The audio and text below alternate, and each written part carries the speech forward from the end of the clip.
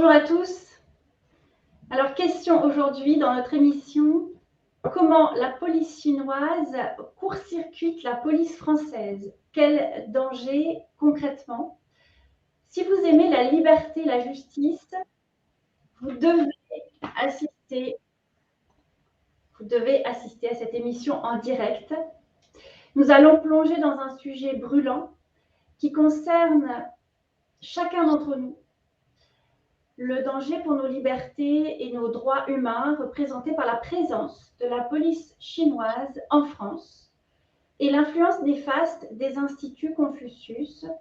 Alors, grâce à une invitée qui a fait plusieurs années de recherche sur le sujet, Brigitte Guiraud. Bonjour Brigitte. Bonjour.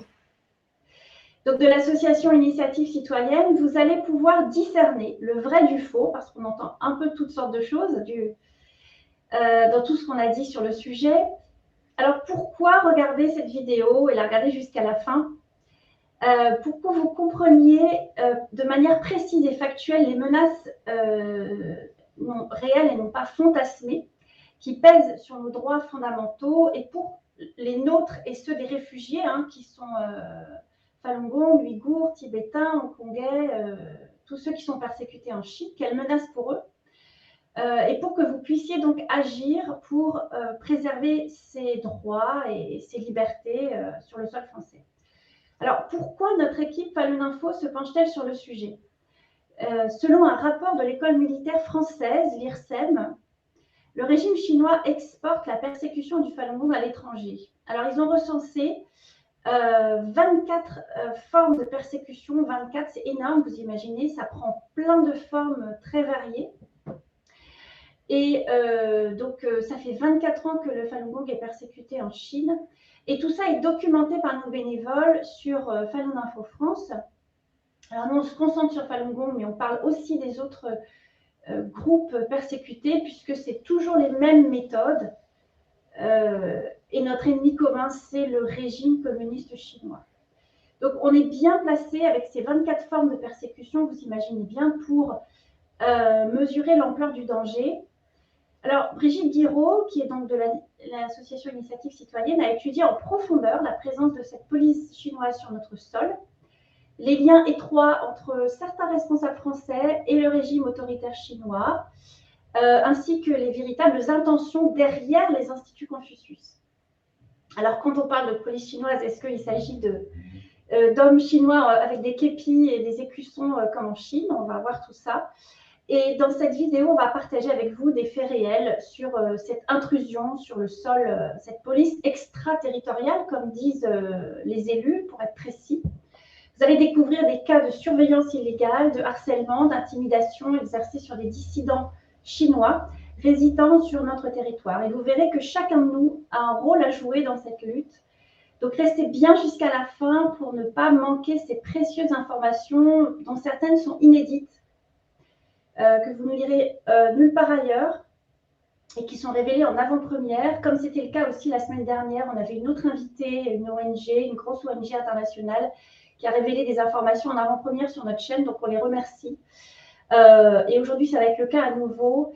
Et ça pourrait vous aider à changer votre perspective sur notre société et sur les moyens d'agir. Donc, Brigitte Guiraud, merci d'avoir répondu à l'invitation. Alors, pour commencer cette interview, vous avez bien insisté sur un point quand on a préparé cette émission, c'est le fait que beaucoup de choses partent des instituts Confucius. Qu'est-ce que vous voulez dire? Alors, je veux dire que l'implantation des instituts Confucius dans le monde, mais on va parler de la France, procède d'une stratégie bien pensée, sous prétexte, bien sûr, d'enseigner le chinois à travers les instituts Confucius. Ils se réclament des alliances françaises, ils disent, nous, c'est un peu la même chose. Nous avons eu des doutes vraiment importants sur cette similitude, soi-disant, entre les instituts Confucius et les alliances françaises, et il y a plusieurs choses qui dérangent. Donc, on a bien compris, on est allé enquêter directement dans le ministère de l'Éducation chinois, dans le Hanban, qui est le département de l'enseignement du chinois à l'étranger. nous avons eu accès au contrat, nous avons eu accès à toutes les conditions d'installation des Instituts Confucius. Déjà, il y a une chose qui frappe, c'est que les Instituts Confucius s'installent en France, par exemple, mais le pays doit participer financièrement à cette installation. C'est une parité, moitié-moitié. Donc, ça représente des sommes des fois importantes. Hein. Vous voulez dire le pays d'accueil, comme la Le France? pays d'accueil, comme la France, par exemple, ben, ne serait-ce qu'à Paris, on a vu des sommes de 300 000 euros versées pour l'installation de l'Institut Confucius. On a vu des sommes de 150 000 euros pour d'autres villes de province moins importantes. Donc avec nos impôts? Bien sûr. Voilà. Ce sont les collectivités qui paient, les régions ou la mairie ou la ville, enfin peu importe d'où ça vient, mais il faut participer. Donc déjà, c'est quelque chose qui n'existe pas au niveau des alliances françaises, par exemple, ni des instituts Goethe, ni Cervantes, ni quoi que ce soit. Les autres pays autofinancent leurs écoles à l'étranger. Oui, ça, c'est un point très important parce que souvent, les amis de la Chine, alors je dis toujours que les vrais amis de la Chine, c'est nous, les gens qui luttons pour les droits de l'homme en Chine, mais les faux amis de la Chine, on va dire, ceux qui défendent le régime communiste chinois, disent oh, mais vous êtes des ennemis de la Chine, vous dites que du mal de la Chine, regardez, finalement, les instituts Confucius, c'est exactement comme l'Alliance française, les instituts Goethe, etc. Or là, vous mettez le point vous mettez l'accent sur un point très important, c'est que là, à la différence des autres, les instituts Confucius, donc le régime chinois utilise nos impôts. Donc c'est un peu, ça me rappelle un petit peu l'histoire du condamné chinois qui se fait tuer avec une balle qui est payée par la famille. Oui, c'est ça. Oui, c'est ça. Les Chinois, on a une expression un peu triviale, mais ils ne perdent pas le nord, hein, si j'ose dire. Ils frappent aux portes de notre portefeuille, hein, tout simplement. Ils font ça partout, dans toutes les régions. Ça m'a été confirmé hein, par des responsables régionaux. Donc voilà, ils demandent l'argent pour installer leurs instituts Confucius, mais il y a autre chose qui est vraiment très, très important. C'est, voilà, la France, c'est quoi? La dimension d'une province chinoise. Or, il y a 17 instituts Confucius en France. Des alliances françaises, des écoles françaises en Chine, il y en a une à Pékin. Donc, pourquoi autant d'écoles, instituts Confucius en France? Quelle est la vraie raison? On dirait il faut apprendre du chinois, voilà, l'influence chinoise, etc. Alors, on va parler de l'enseignement du chinois, puisque c'est normalement la principale raison de l'installation des instituts Confucius. Et on a étudié la qualité de l'enseignement du chinois dans les instituts Confucius. Eh bien, cette qualité est médiocre. Il y a des barèmes pour ça. Hein. Vous pouvez aller sur notre site, vous verrez l'étude complète et vous verrez à la fin, on donne les barèmes de qualité d'enseignement. L'enseignement du chinois dans nos universités françaises est bien plus qualitatif. Donc, pourquoi 17 instituts Confucius qui nous coûtent quand même assez cher, à notre échelle, bien sûr, pour un enseignement qui est tout de même assez médiocre. Quelques cours de calligraphie, admettons, voilà. Est-ce que ça justifie 300 000 euros? Est-ce que ça justifie tous ces frais pour les instituts Confucius? C'est vrai que j'avais suivi vos travaux, on s'est croisés sur des manifestations et là, vous insistez, 300 000, j'avais entendu des sommes, 30 000 euros dans une autre région, là, 300 000 euros sur la région 300 000 euros, parisienne. c'est l'installation. 30, 40 000 euros, 35 000 euros, ce sont les subventions qui touchent à la suite.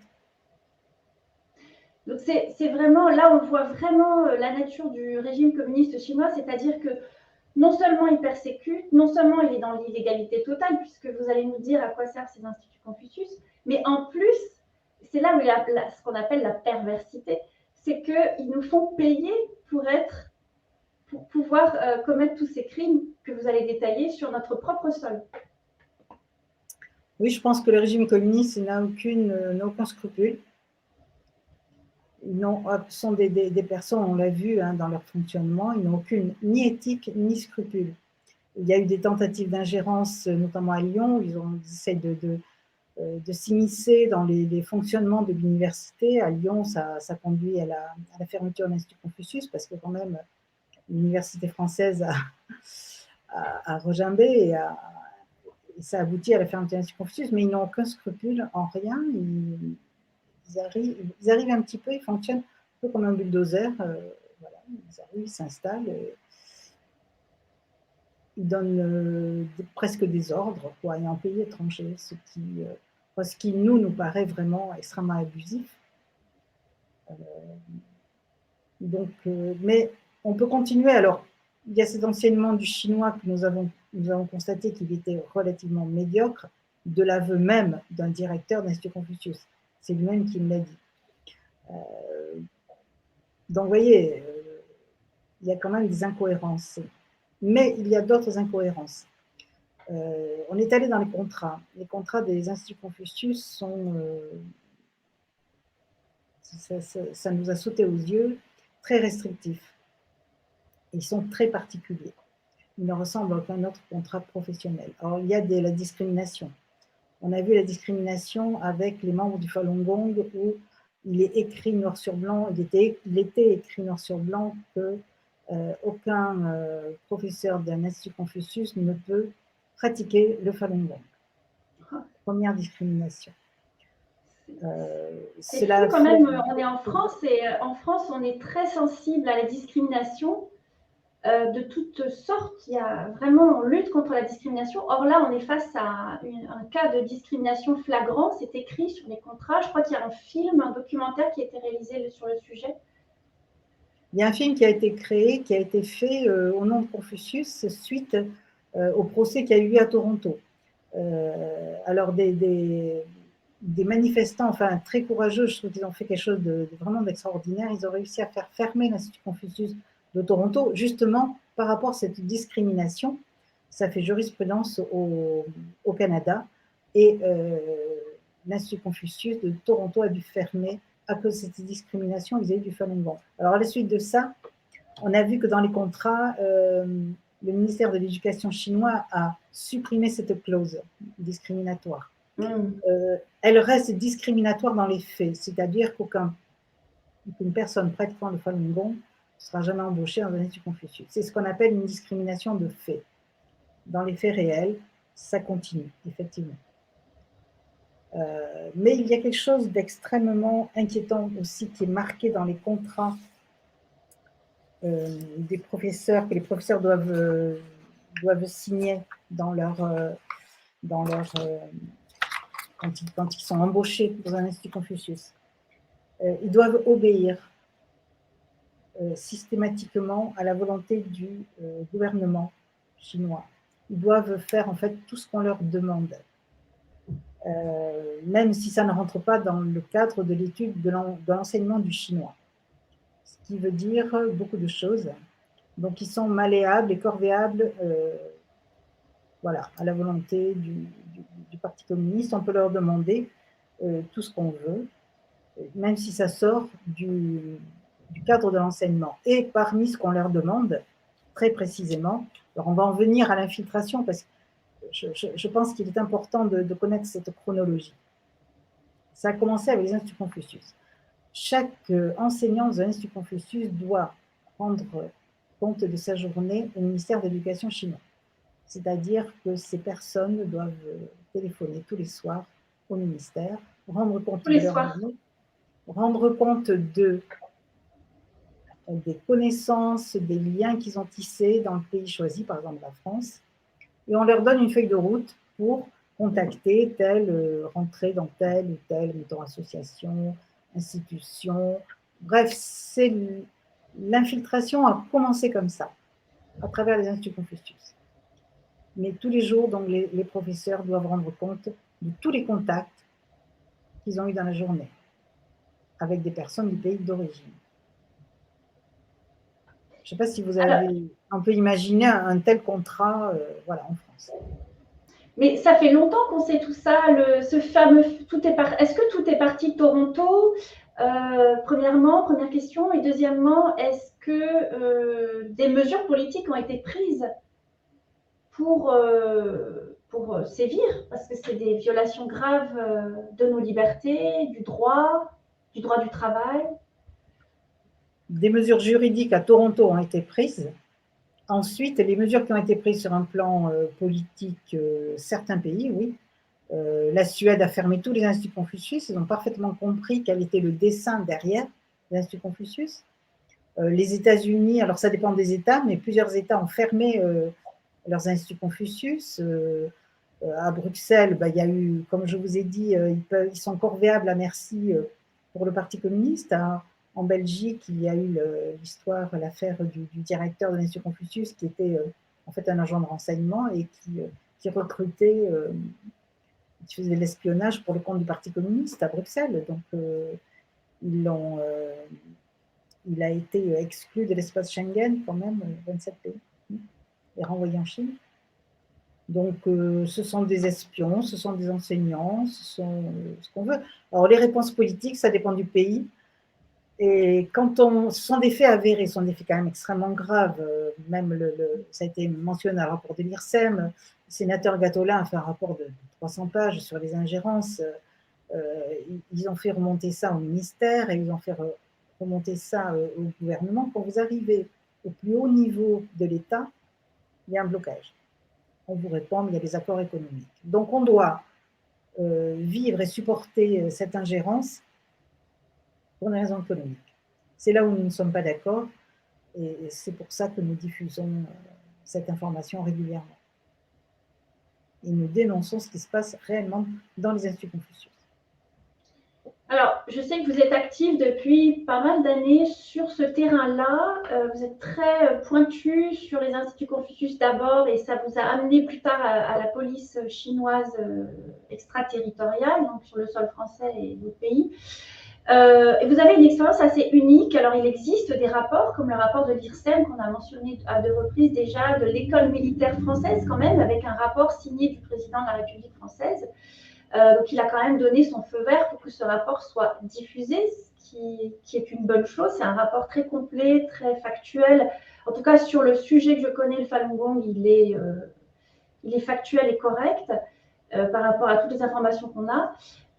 Mais vous avez une plus-value par rapport à des travaux comme celui-là et vous vous heurtez à certains obstacles, lesquels? Alors, nous agissons sur le terrain. Donc, nous avons fait effectivement plusieurs manifestations. Ça implique une connexion et des rencontres avec des responsables régionaux, par exemple. Ce qui est frappant, c'est aucun responsable régional, disons, rejette ce que nous leur disons. Ils sont parfaitement au courant. Ils sont parfaitement au courant de ce que sont réellement les instituts Confucius. Alors, il y a plusieurs villes qui les ont rejetés, les instituts Confucius, comme Bordeaux, comme plusieurs régions. Par contre, on est quand même, je vous dis, on est quand même devant un fait avéré, c'est la volonté de l'État. Mais il y a une différence importante entre ce que souhaiteraient les régions et ce qui vient du plus haut au niveau de l'État. Ils ne sont pas toujours d'accord, je dirais, sur la chose. Les régions me disent on prend des distances avec les instituts Confucius. Certains refusent des subventions, et on les comprend.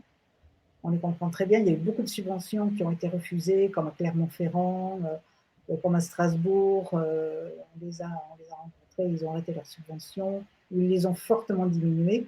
Il n'y a guère que 3 villes, 3 académies qui continuent leurs subventions d'une façon importante, c'est Pau, Poitiers et la région de Bretagne, voilà, qui continuent à donner des subventions à leurs instituts Confucius. Mais effectivement, quand l'Institut Confucius a voulu s'installer à Pau, il a été rejeté avec parties et fracas, les conditions étaient inacceptables, voilà ce qu'on a dit. Alors pourquoi certains les acceptent, pourquoi certains ne les acceptent pas? Donc, vous avez cité Pau, Poitiers, la région de Bretagne, qui continue à subventionner les instituts Confucius, alors que les autres ont arrêté. Pratiquement, les autres ont arrêté. Strasbourg, c'était 1 000 €. Bon, Montpellier, ce sont des sommes de Montpellier, Cannes, de 5 000 €. C'est encore trop, mais c'est quand même moindre. En Bretagne, on est à 35 000 €. À Angers, on est à 40 000 €. À Pau, on est à 40 000 €. Alors, est-ce que ça va être reconduit? Il y a eu des scandales, des députés qui se sont opposés. On trouve que cet argent irait mieux dans nos universités que dans une école étrangère et un pays qui est bien, bien plus riche que nous.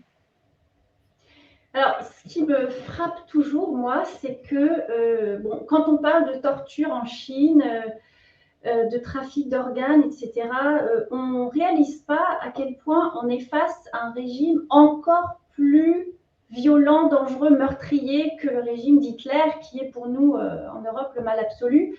Là, on est face à un régime qui a tué encore plus de personnes, avec qui on fait du business, et maintenant on le paye, enfin, on subventionne son espionnage sur notre territoire.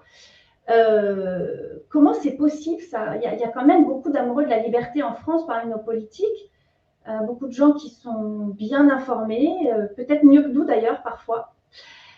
Comment c'est possible? Comment s'expliquer ça? Je pose toujours la question à mes invités parce que on est face à un régime d'une violence, d'une impunité qui est difficile à mesurer. Tout le monde le sait. Et là, ce que vous dites, c'est que voilà, avec nos impôts, ils financent leurs travaux d'espionnage, voire pire. Vous allez en parler plus tard.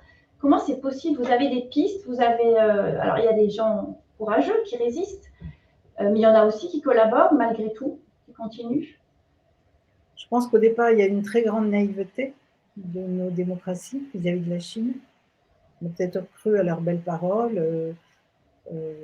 Maintenant, dans les faits, on voit bien que le Parti communiste cherche surtout à vampiriser tous les pays dans lesquels il s'installe.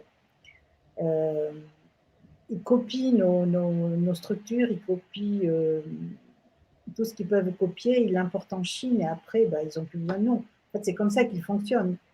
Et je pense qu'il y a une naïveté au départ des États. Et il y a eu ce fameux marché chinois pour les entreprises. Les grandes entreprises ont voulu le marché chinois. Et devant ça, c'est vrai qu'on dirait que l'humanité n'existe plus. Pour en avoir discuté avec des présidents de région, il faudrait, pour certains responsables de région, il faudrait une réponse politique à cela. Parce que les entreprises voient leur intérêt, mais à court terme. Elles ne voient pas que le pays est parfois saigné complètement par cette politique et par ces actions. Il faudrait une réponse politique, qui pour l'instant est quand même très faible. On a vu, j'ai constaté, alors ça a été flagrant, c'est avec l'Angleterre, l'actuel Premier ministre qui avait fait de la fermeture de l'Institut Confucius son cheval de bataille, et puis arrivé au pouvoir, ce n'est plus d'actualité. Donc c'est à ce niveau-là qu'il y a un problème. Pourquoi? Je n'ai pas forcément de réponse. Alors, vous n'avez pas de réponse, pourquoi? Est-ce que vous avez des réponses? Parce que le but de notre émission, c'est d'une part de vous apporter des informations vérifiées qui viennent d'ONG, d'associations qui font des enquêtes, des entités solides, factuelles, non politiques la plupart du temps, donc désintéressées. Et d'autre part, notre but, c'est aussi de vous apporter des solutions, des conseils, des encouragements à agir. Quel serait votre conseil là à tous les gens qui nous regardent? Et vous êtes nombreux, je vous vois, et ça fait plaisir. Et je vous encourage à rester jusqu'au bout parce qu'on va distiller comme ça des informations à la fois exclusives, mais aussi Est-ce que vous auriez un conseil là tout de suite pour faire changer les choses? On voit bien vous avez expliqué, il y a deux niveaux. Les politiques locaux sont la plupart du temps plein de volonté et voient bien qu'il y a un problème, mais tout en haut, ça coince. Même certains qui sont au plus haut niveau, comme le Premier ministre anglais que vous avez mentionné, voulaient fermer les instituts Confucius. Et finalement, c'est plus d'actualité. Alors, qu'est-ce qu'on peut faire, nous, à notre, entre guillemets, petit niveau, qui est loin d'être un petit niveau quand on connaît la puissance des réseaux sociaux? Quel serait votre conseil? Moi, je pense qu'il n'y a qu'une chose qui peut faire changer, c'est l'information. L'information, diffuser l'information, je dirais, faites des manifestations, protestez. On est le peuple, la démocratie, c'est le peuple. Pourquoi nous, on s'est lancé dans cette bataille? Nous sommes du peuple, tout simplement. Nous défendons la démocratie. Nous pensons que la démocratie est en danger avec l'influence d'un pays totalitaire comme la Chine. Ça nous inquiète beaucoup. Ça nous inquiète pour nos générations futures. Et nous nous sommes lancés dans cette bataille, mais tout le monde peut mener cette bataille à son niveau. Mais il faut être conscient. Et pour ça, il faut s'informer. C'est notre devoir d'informer réellement la population. Il faut être conscient du danger que représente la Chine, qui est un danger que les gens perçoivent peu. La Chine, c'est loin. Mais non, c'est pas loin. 17 instituts Confucius en France. C'est une toile d'araignée qui est tissée, tout simplement. Je dis ça parce que Sénateur Gattona a parlé de tissage. Et il a raison, il y a 4000 associations liées à la Chine qui s'infiltrent un petit peu partout. Ils sont infiltrés même dans le petit club sportif de la petite ville, le petit club de rugby, de l'aviron. Ils sont partout. Je ne sais pas si vous mesurez cette infiltration. On les retrouve, certains Chinois, au conseil municipal de certaines villes. Parce qu'un Chinois va faire un conseil municipal d'une ville. Expliquez-moi. Donc, c'est une infiltration insidieuse, très bien calculée, très bien menée.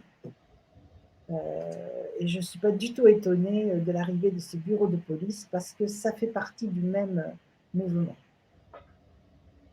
Justement, c'était ma prochaine question.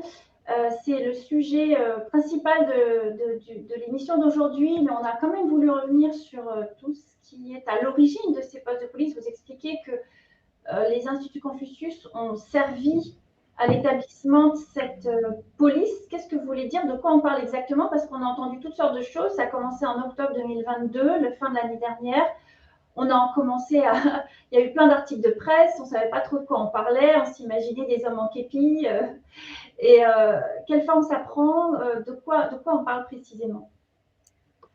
Alors, personnellement, j'en ai entendu parler la première fois à travers mes contacts avec les régions et on m'a posé la question, on m'a dit, voilà, en fait, ce sont les services de renseignement qui ont alerté, les premiers. Et on m'a demandé si j'avais des informations au niveau des instituts Confucius qui étaient soupçonnés de surveiller tout simplement leurs élèves chinois, à travers l'élève, la famille. Donc, à travers l'Institut Confucius, certains Chinois qui s'inscrivaient dans les instituts Confucius, ou certains Chinois qui inscrivaient leurs enfants dans les instituts Confucius pour que ceux-ci continuent à apprendre le chinois, à parler chinois, etc., étaient en fait surveillés par les professeurs. Et ça a été un soupçon. Je parle des services de renseignement français, donc c'est pas n'importe quoi. Ce n'est pas. Et personnellement, on m'a demandé des informations là-dessus. Il est très difficile de se renseigner sur ces choses-là parce que ces personnes dans les Confucius ne vont pas parler. Ils ont bien trop peur.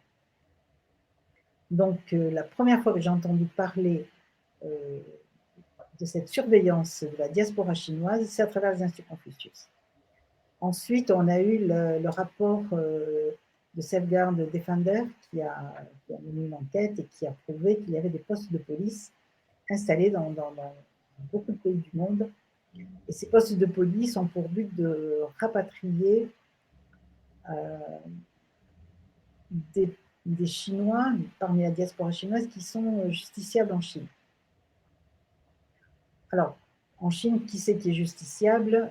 C'est très facile d'être justiciable en Chine. Vous avez, bien sûr... Alors, un des premiers scandales, c'était avec les Ouïghours. Ils essayaient de faire rentrer les Ouïghours en Chine. Mais je me doute que les Falun Gong, c'est la même chose. Et tout ce qui est lié aux activistes pour la démocratie, Hong Kong, peut-être Taïwan aussi. Tous ces gens sont ciblés par ces stations de police chinoises. Donc, je m'y suis quand même intéressée un petit peu plus près. Alors, à travers les instituts Confucius, je me suis dit que c'est relativement, effectivement, facile parce qu'ils ont beaucoup de renseignements à travers les élèves. Voilà, ils peuvent les observer, ils peuvent les suivre, ils peuvent les questionner. Et on a appris...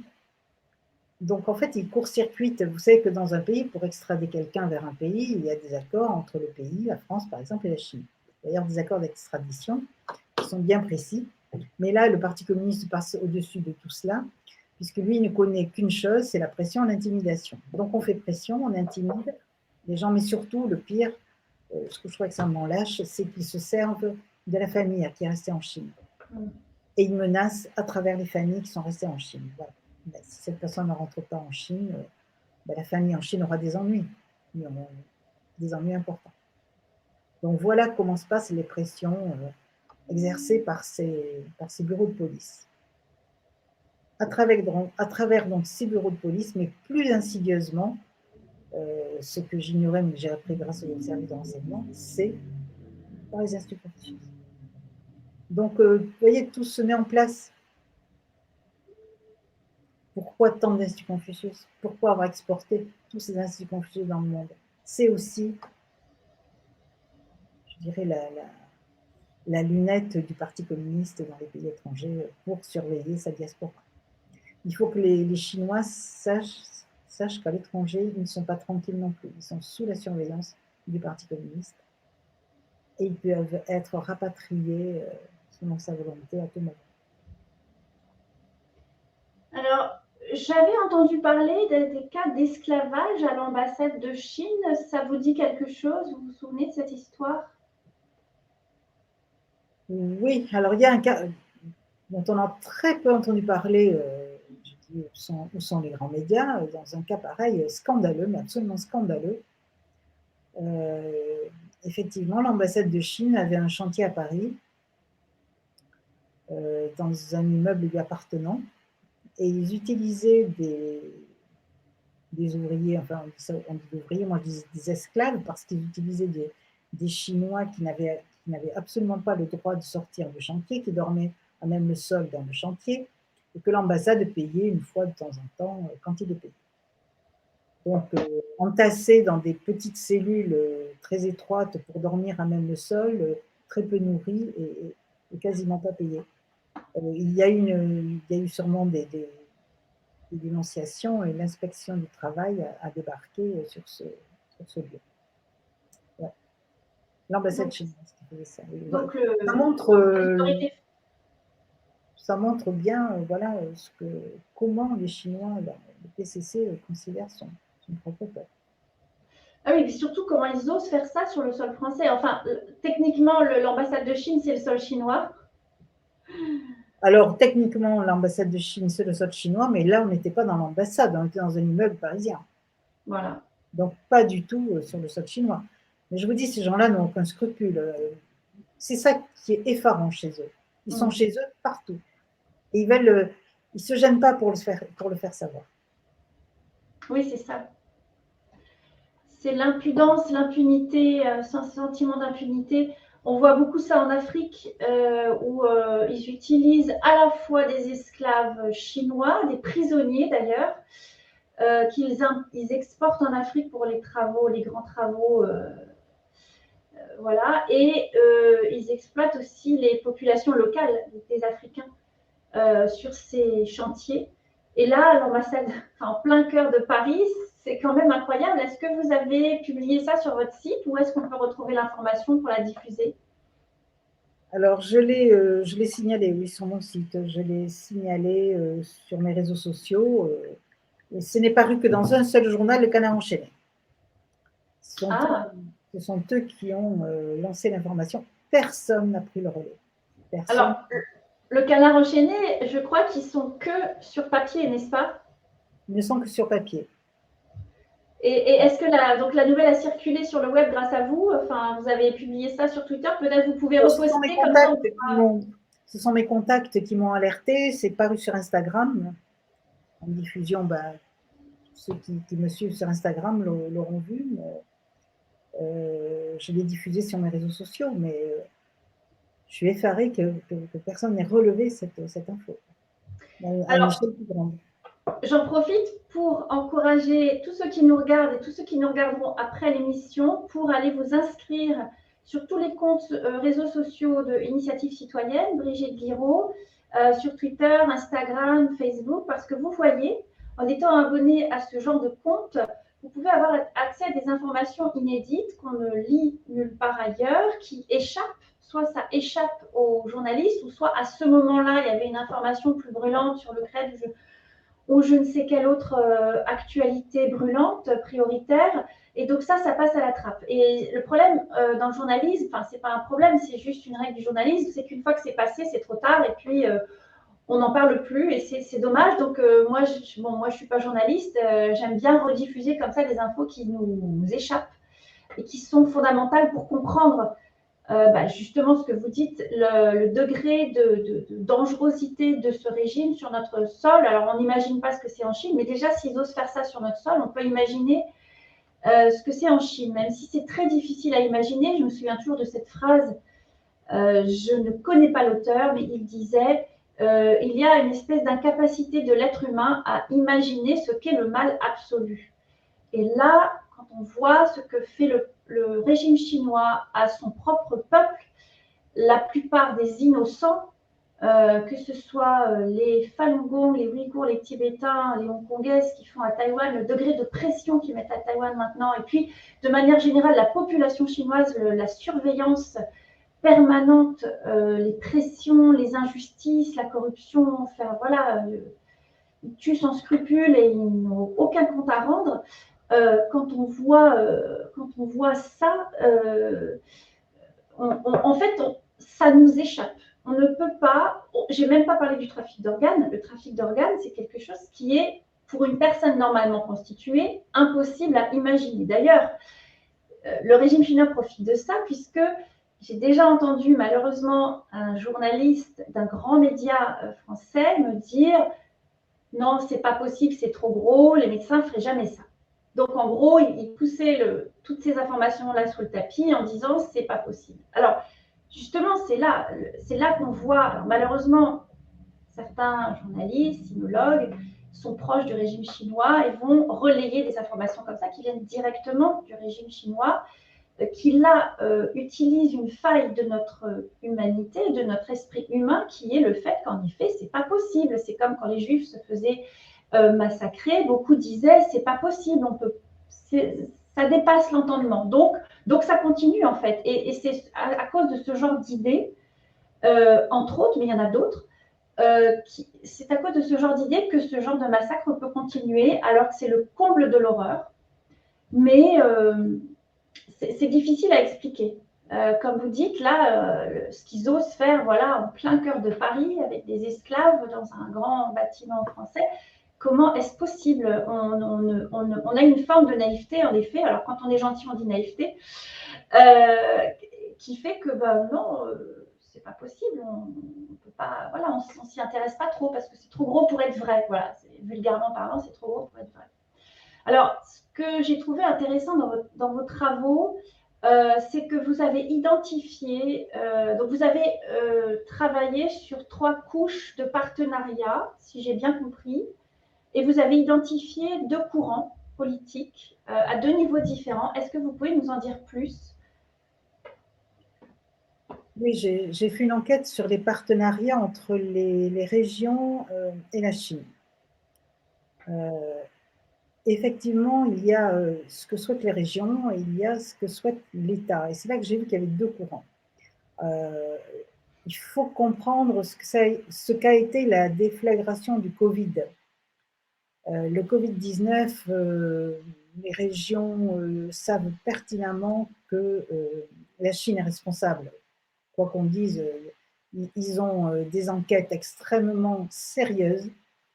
Ils ont suivi le sujet à un degré auquel le public n'a peut-être pas forcément, disons, accès.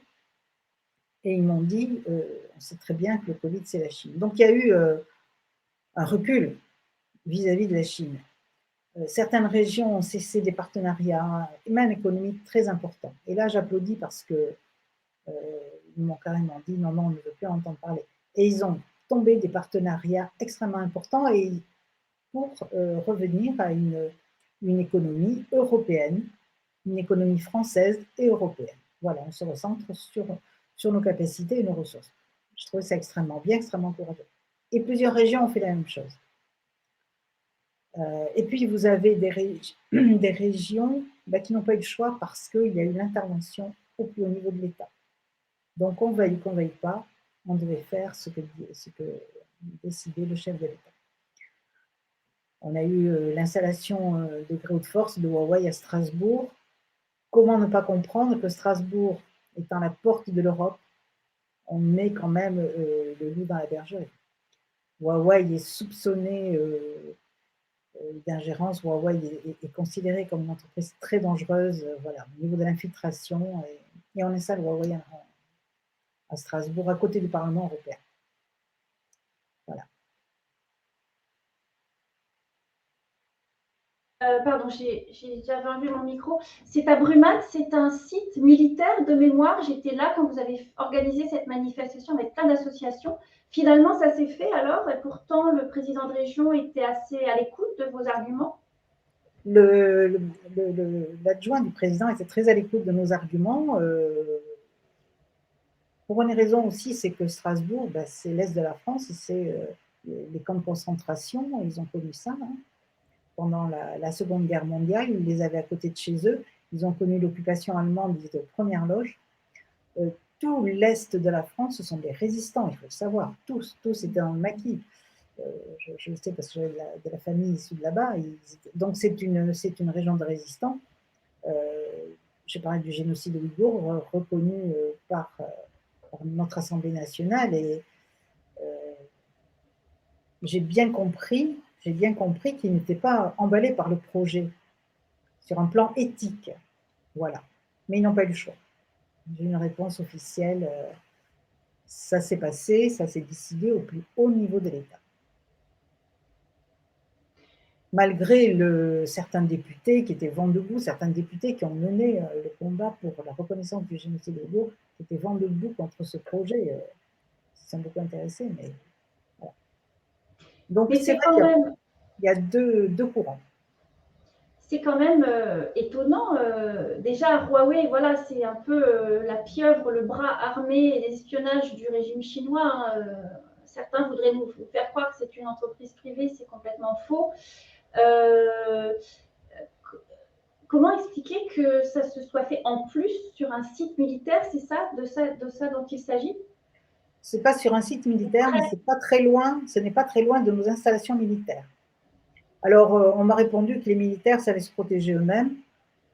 Je veux bien le croire, mais quand même. Même ça sur ne peut le pas plan tout à fait symbolique. répondre aux règles de sécurité, quand même, sécurité nationale.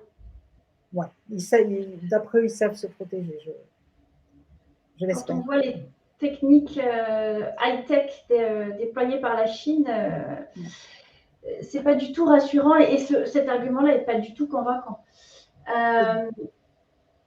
Alors, vous parlez aussi des hôpitaux. Alors, c'est intéressant parce qu'on a invité l'ONG ETAC qui regroupe des avocats, des universitaires qui luttent contre les prélèvements forcés d'organes en Chine, qui sont notamment la présidente, la directrice française qui a réussi à expulser de notre académie de médecine un médecin chinois qui était directement lié avec ces prélèvements forcés d'organes en Chine. Donc, on en a parlé la semaine d'avant. C'était un scoop qui était révélé sur notre chaîne. Elle nous parlait des hôpitaux, certains hôpitaux qui ont des partenariats avec la Chine et qui souhaitent bien continuer alors qu'ils savent pertinemment ce qui se passe là-bas. Vous avez des informations intéressantes sur le fait et sur pourquoi certains résistent et d'autres non en France.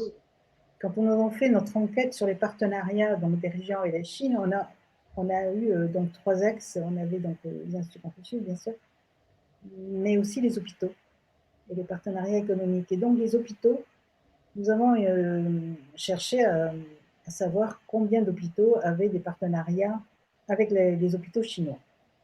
Il y en avait beaucoup.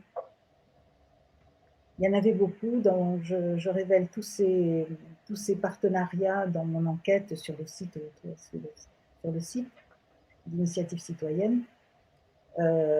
Après, nous avons vérifié. Ces partenariats ont bien été signés, mais beaucoup les ont abandonnés, notamment l'Aquitaine, qui a abandonné son partenariat avec des hôpitaux chinois. Grenoble, plusieurs hôpitaux. Il reste ici les Moniaux, mais ce sont des partenariats très lointains. Donc la plupart des hôpitaux ont cessé leur partenariat avec la Chine. Et on le comprend parce que ces prélèvements d'organes, si ce n'est pas très diffusé, les hôpitaux ont ces informations.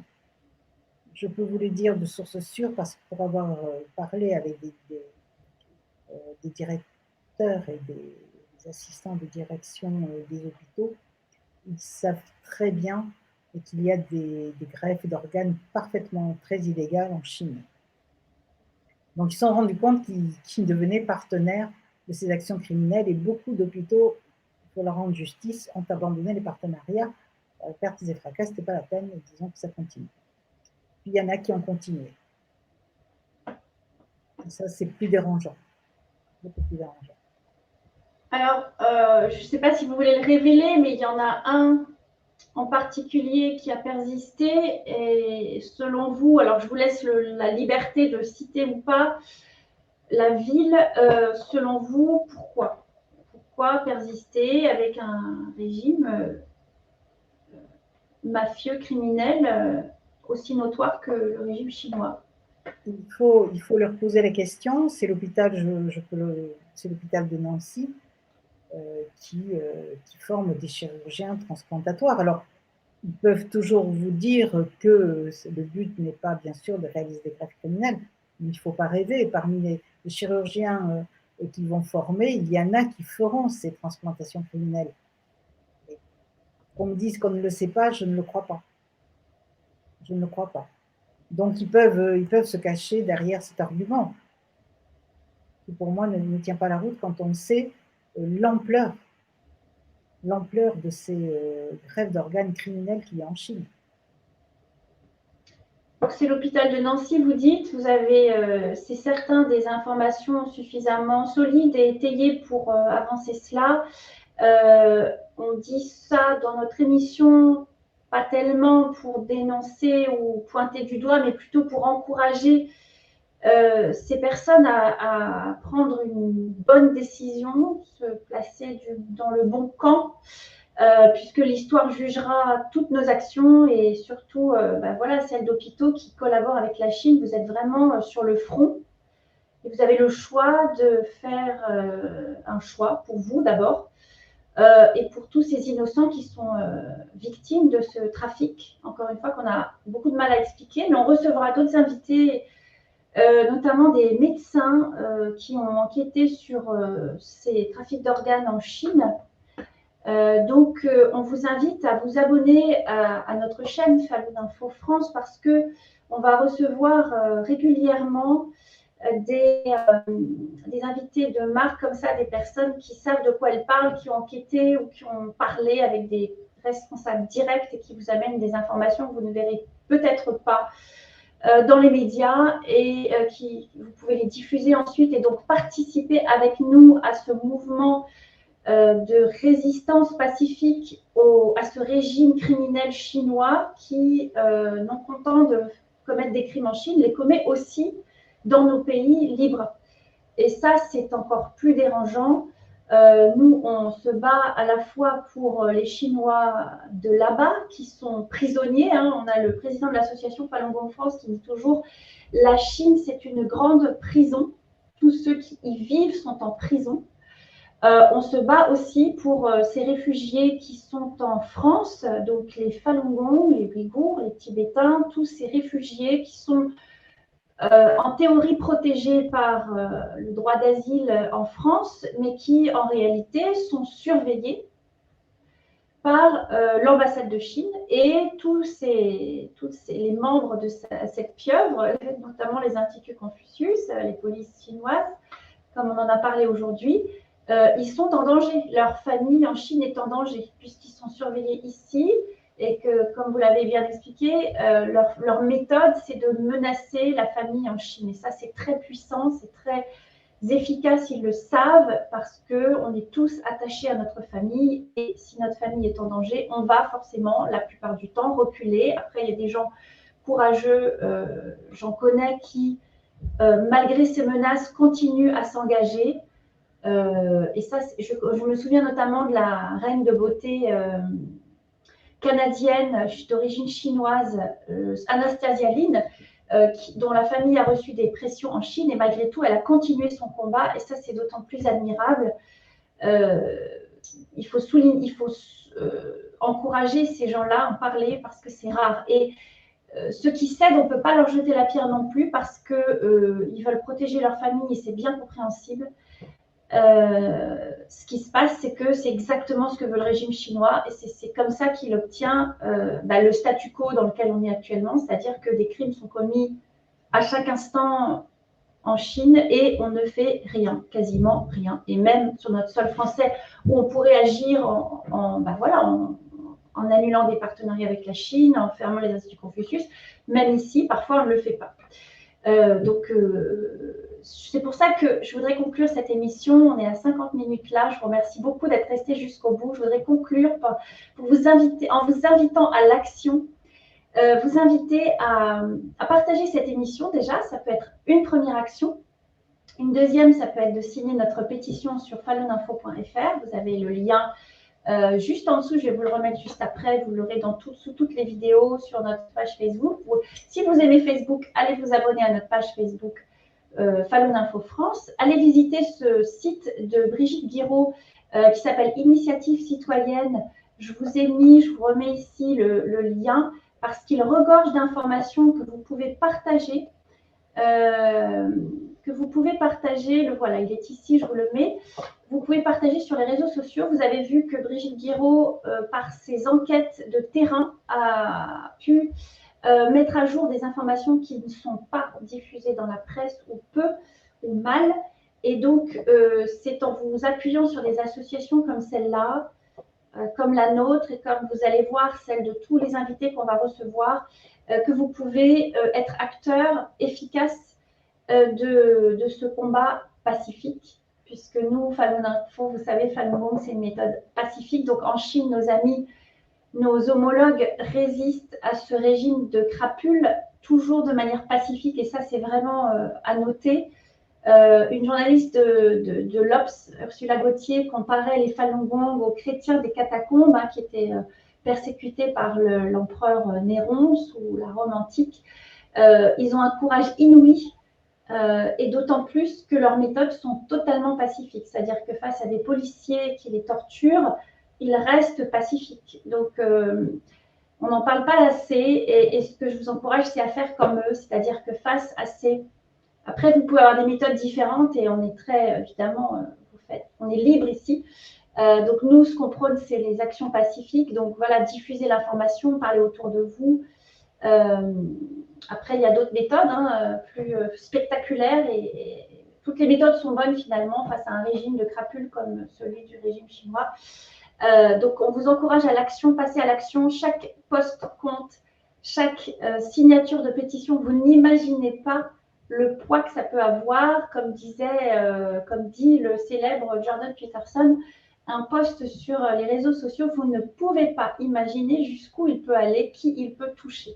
Donc, ne sous-estimez pas la moindre action que vous avez envie de faire. Faites-le tout de suite, là, je vous parle. Cliquez sur like, partagez cette vidéo, faites un SMS à un ami, allez sur notre site. Si vous aimez Instagram, allez sur Instagram. On a plein d'infos avec des images, avec des liens, avec des textes qui sont très percutants. Que vous pouvez juste repartager. Ne sous-estimez pas chacune de vos actions. On le voit sur les manifestations. J'ai beaucoup croisé des jeunes Français de toutes origines d'ailleurs, qui sont très actifs aux côtés par exemple du député européen Raphaël Glucksmann. Ces jeunes sont très motivés. Ils sont tous sur Instagram et ils prennent de leur temps. Ils vont sur les lieux de manifestation. C'est comme ça qu'ils nous ont connus, Falun Info. Et il leur suffit d'infos brutes. Voilà, vos amis aussi. Je donnais juste une information brute simple, comme celle d'aujourd'hui, là, une vidéo où on vous révèle. On vous aide à discerner le vrai du faux quand on parle de police chinoise sur le sol français. Là, c'est des informations vérifiées, factuelles. Vous pouvez partager les yeux fermés. Et ça a beaucoup de poids. Ne sous-estimez pas ça. Tous vos amis vont le voir. Ça va leur ouvrir les yeux. S'ils sont insensibles, un jour, ils vont réagir et ils vont avoir envie de faire comme vous, à vous intéresser. Voilà, vous êtes toujours là en ligne à nous suivre parce que vous êtes motivés, vous savez que c'est important, vous êtes déjà clair sur le sujet et vous voulez compléter vos informations. Donc, j'ai trop parlé, là, je voudrais laisser le mot de la fin à mon invité, Brigitte Guiraud. Qu'est-ce que vous voudriez rajouter pour conclure? Je voudrais rajouter ce que je souhaite, c'est qu'on prenne conscience effectivement de ce qu'est vraiment le régime communiste. Dernièrement, j'ai rencontré des franco-chinois qui sont rentrés en France, qui m'ont parlé de la Chine. Et à travers leurs témoignages, j'ai vu des gens extrêmement tristes de voir ce qu'est devenu ce pays. Et on voit que le Parti communiste mène son peuple à une sorte de désespérance, à une sorte de résignation, sous l'emprise d'un totalitarisme complet et total. Voilà. Je me répète, mais j'insiste vraiment sur les mots.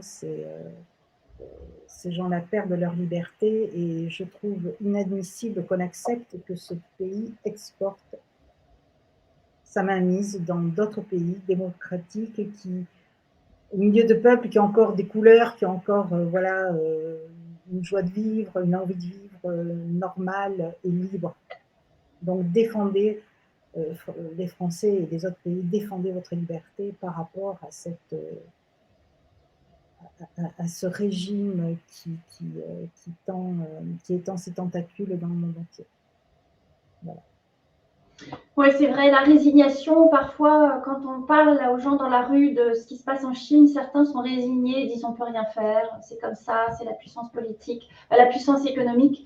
Et c'est bien de terminer là-dessus parce que si on ne veut pas que ça nous arrive, il faut à un moment donné faire quelque chose. Parce qu'on a vu ce qui s'est passé dans la Deuxième Guerre mondiale, on avait dit plus jamais ça, et puis finalement ça se reproduit de manière encore plus abominable et plus vaste, puisque c'est à l'échelle du plus grand pays, enfin la plus grande population du monde, la Chine, et puis en plus ils exportent ça à l'étranger, et c'est vraiment une exportation de la persécution. Avec le Falun Gong, on l'a vu dans le rapport de l'IRSEM de l'école militaire, c'est très clair, c'est une exportation de la persécution à l'étranger, donc on va quand même pas se laisser faire. Donc le minimum, c'est quand même d'agir, de surtout pas être résigné. Si vous avez des amis qui sont résignés, aidez-les à sortir de cet état, parce que c'est pas très bon pour eux.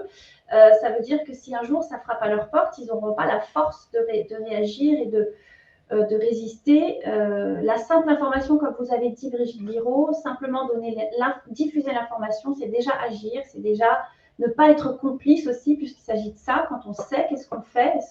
Ne rien faire, c'est être complice. Donc voilà, on a beaucoup d'outils à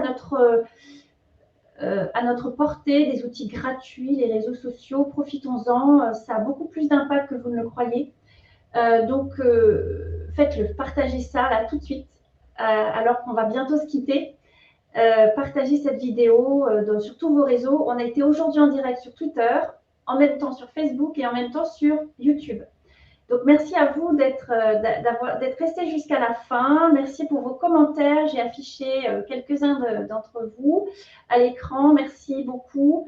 Revenez la semaine prochaine. Toutes les semaines, on aura des invités tout aussi intéressants que Brigitte Guiraud. Et je vous encourage à commenter, partager. Voilà.